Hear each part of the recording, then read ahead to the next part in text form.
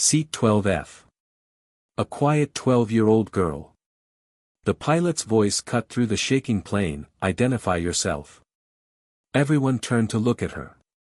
Then she said one thing nobody expected, her call sign. The entire plane went silent. What happened next would save every life on board. Before you watch full story, comment below from which country are you watching. Don't forget to subscribe for more amazing stories. Flight 582 pushed back from Gate 19 at Miami International Airport at exactly 9:05 in the morning. The plane was a wide Airbus A330, full of 241 passengers heading to Los Angeles. It was a normal Thursday flight. Nothing about it looked special. Nothing about it looked dangerous. In seat 12F, near the window, sat a girl named Emma Brooks. She was 12 years old. She wore a plain gray jacket and held a small black backpack on her lap. Inside the backpack was a notebook filled with drawings of airplanes, engines, and flight instruments. Emma was flying alone to visit her uncle in California. The flight attendants had marked her as an unaccompanied minor, a child traveling without a parent. To everyone around her, Emma looked like any other quiet kid. She did not talk much. She kept her eyes on the window, watching the ground crew load bags into the plane. Nobody knew that Emma's father, Daniel Brooks, had been a Navy pilot for 15 years before he passed away in a flight accident 2 years earlier. Nobody knew that before her father died, he had spent hundreds of hours teaching Emma about airplanes, about engines, about what to do when something goes wrong in the sky. Emma's father used to say the same thing every time they sat together in the garage, looking at pictures of jet engines. An airplane always talks to you, Emma. It talks through sound, through shaking, through smell. Most people never learn to listen. But if you learn to listen, you can save lives one day. Emma did not fully understand those words back then. She only knew she loved sitting next to her father, learning things other kids her age never learned. When Emma turned 9, her father gave her something special, a small call sign, just like the ones pilots use in the Navy. Her father's own call sign had been Hawk, earned early in his career for his sharp eyes during night landings. One evening, after Emma had correctly identified a fuel pump failure sound from an old training tape, her father laughed with pride and said, "You've got the ear for it, kid. From now on, your call sign is Sparrow." Small, quiet, but always listening before anyone else. It had started as a small joke between them, a private thing, but Emma had kept it close to her heart ever since her father passed away. She never told anyone at school. She never told her teachers or her friends. It belonged only to her and her father's memory. The plane took off smoothly. It climbed into the sky over Miami, turned west, and leveled off at 37,000 feet. The flight attendants began serving drinks. Passengers opened laptops, put on headphones, or closed their eyes to sleep. Everything felt calm and ordinary. 40 minutes into the flight, Emma noticed something. It was small at first, just a slight change in the engine sound. Most passengers would never notice it. But Emma had spent years training her ears with her father. She sat up straight in her seat. She placed her hand on the armrest and listened closely. The sound grew louder. It was a strange rattling noise, mixed with a low humming that rose and fell. Emma's stomach tightened. She remembered her father explaining this exact sound to her once, using an old recording from a training video. Her father had called it an early sign of engine trouble, something that happens when parts inside the engine start to wear down and shake loose. A few minutes later, the plane jerked to one side. Cups fell off tray tables. A flight attendant walking down the aisle grabbed a seatback to keep her balance. Passengers gasped and looked around, confused. The seatbelt sign turned on with a loud ding, and the captain's voice came over the speaker, asking everyone to return to their seats immediately. The shaking grew worse. The plane tilted slightly, then straightened, then tilted again. A woman across the aisle began to cry. A man in front of Emma gripped his armrest so tightly his knuckles turned white. Through her window, Emma looked at the right engine. Thin gray smoke was coming from it. Not thick, not on fire, but enough to tell her something serious was happening inside. Emma's heart pounded, but her mind stayed clear.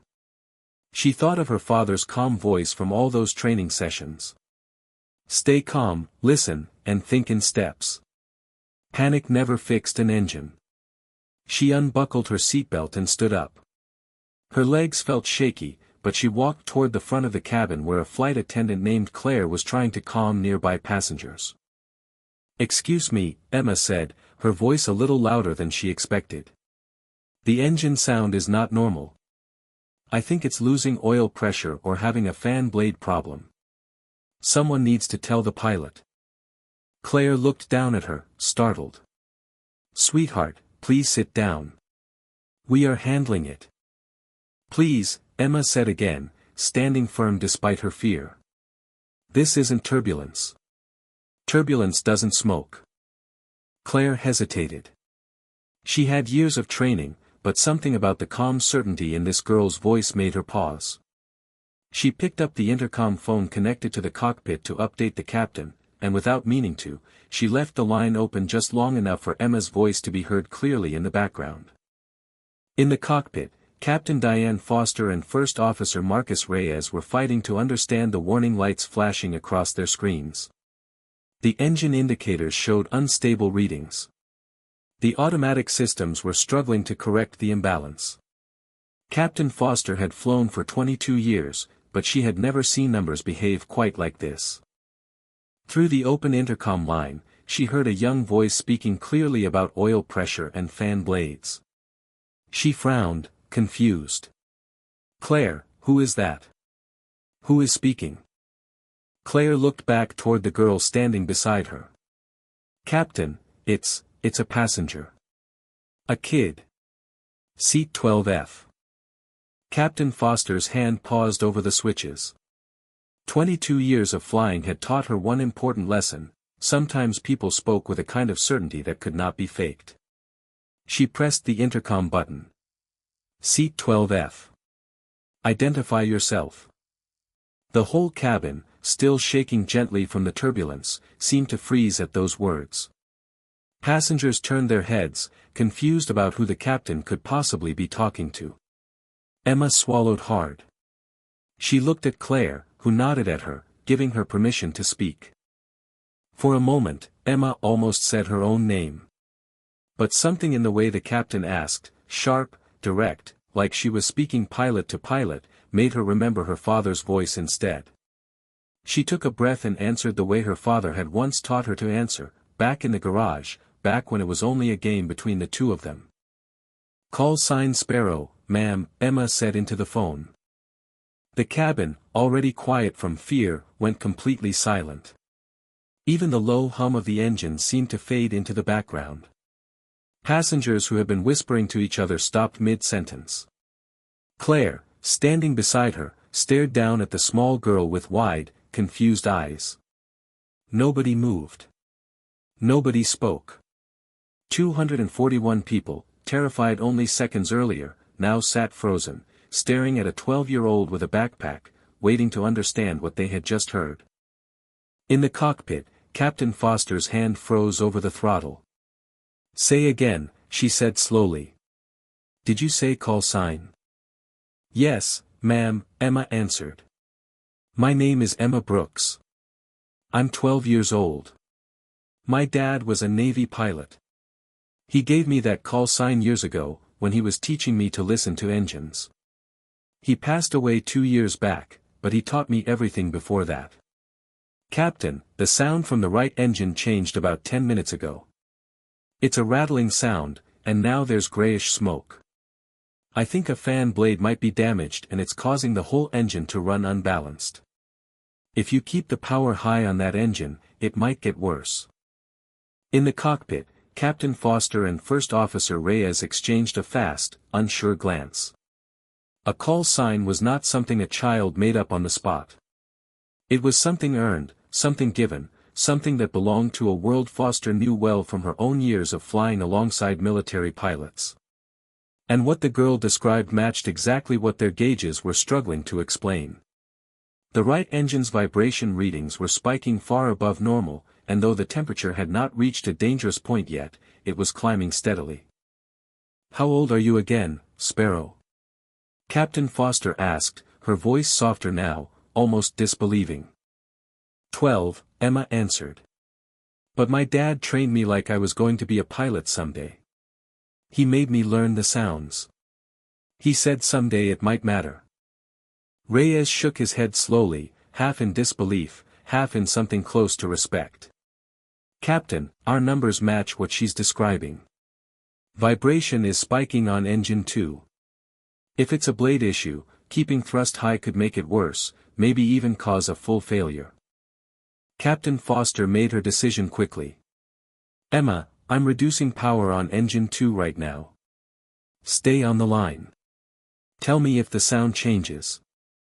She pulled back the throttle for the right engine slowly, watching her instruments carefully. The plane shuddered once, then twice, as the engine power dropped. Passengers gripped their seats, unsure what was happening. Emma pressed the phone closer to her ear and listened as carefully as she had ever listened to anything in her life. "The rattling is getting quieter," Emma said. "But sir, ma'am, I don't think you should completely shut it down yet. If you cut all power fast, the imbalance might get worse for a second before it gets better. Bring it down slow, like you're doing." Captain Foster followed her advice exactly, easing the throttle down in small steps instead of one quick pull. The shaking in the cabin gradually eased. The rattling sound Emma had first noticed grew fainter and fainter until it became a soft, steady hum instead of a dangerous grinding noise. "Vibration levels are dropping," Reyes said, watching his screen closely. "Temperature is stabilizing. Captain, I think we avoided a full engine failure." A quiet sense of relief spread through the cockpit, but Captain Foster knew they were not safe yet. The right engine was still weakened, running at reduced power, and they were still far from Los Angeles. She keyed the intercom again. "Emma, I need your help a little longer. We still have one engine running weaker than normal. I'm going to divert us to the nearest airport, which is Dallas. With one engine reduced, our approach and landing will be different than normal. Do you know anything about flying with reduced power on one side?" Emma closed her eyes for a second, picturing her father's notebook pages, filled with diagrams and small handwritten notes. "My dad told me that when one engine is weak, the plane wants to turn toward that side because there's less push on that wing. You'll probably need a little bit of opposite rudder to keep the nose straight, and you might have to come in a little faster than normal because you have less power to work with if you need to go around." Reyes nodded slowly as he listened, adjusting some of the settings on his side of the cockpit. "That lines up with our own procedures for asymmetric thrust, Captain. She's not wrong." The plane began a slow, steady descent toward Dallas-Fort Worth International Airport. Air traffic control cleared all other planes out of the way and gave Flight 582 priority to land. Fire trucks and emergency vehicles lined up along the runway, ready in case anything went wrong during landing. Inside the cabin, passengers held hands with strangers, prayed quietly, and watched the ground grow closer through the windows. Some had heard bits of Emma's voice through the intercom static and were now staring at the 12-year-old girl standing near the front of the plane, holding a phone connected to the cockpit, her face pale but steady. "Gear down," Reyes announced, watching the indicator lights. 3 green lights. "We're configured for landing." Captain Foster's hands moved carefully over the controls, keeping the plane balanced despite the weaker engine. The runway grew larger through the front windshield. Fire trucks stood ready along both sides, red lights flashing in the afternoon sun. "Emma, stay on with me until we're on the ground," Captain Foster said. "You did the hard part already. Just a few more minutes." The plane crossed over the runway threshold, engines humming unevenly but under control. The wheels touched the ground with a firm thump, first the main gear, then the nose gear.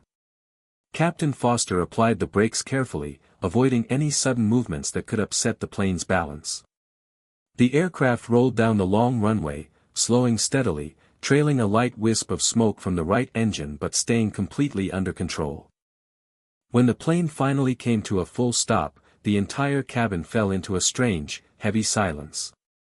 Then, all at once, passengers began clapping, crying, and hugging each other. Some thanked God out loud. Others simply sat still, trying to understand that they were alive. Captain Foster's voice came over the speaker, a little shaky with emotion. "Ladies and gentlemen, we have landed safely in Dallas. I want everyone to know that this flight is safe today because of the sharp ears and calm mind of a 12-year-old passenger in seat 12F. Her name is Emma Brooks, call sign Sparrow, and without her help, this could have ended very differently. Please remain seated until we reach the gate." The cabin erupted into applause once again, this time directed straight at Emma, who stood quietly by the front row, holding her small backpack against her chest, her cheeks red with embarrassment and relief mixed together. After the plane reached the gate and passengers slowly began leaving, Captain Foster walked out of the cockpit and knelt down in front of Emma. Her eyes were tired but warm. "Emma, I've been flying for 22 years. I have never had a passenger help save a flight the way you did today. Your father would be very proud of you."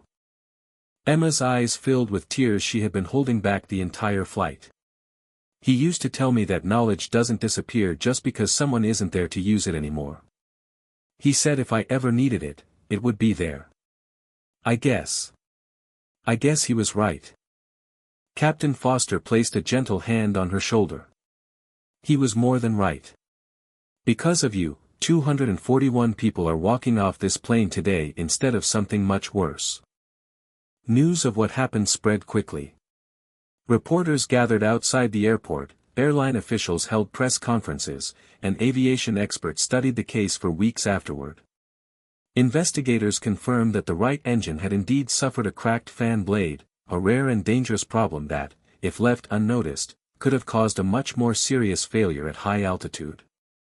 Engineers said that reducing power early, exactly as Emma had suggested, likely prevented the blade from breaking apart completely. The airline later invited Emma and her family to visit their training center, where pilots and instructors thanked her personally.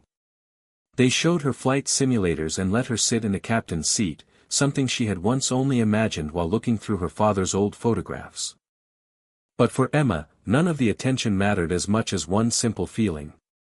Late that night, lying in her uncle's guest room in Los Angeles, staring up at the ceiling, she whispered quietly into the darkness, the same way she used to talk to her father before bed. "I listened, Dad. Just like you taught me. And it worked." Outside, the California sky was full of stars, and somewhere far above the clouds, another airplane's engines hummed steadily through the night, carrying more passengers safely toward their homes, unaware of how one girl's quiet lesson from her father had already saved so many lives that same day.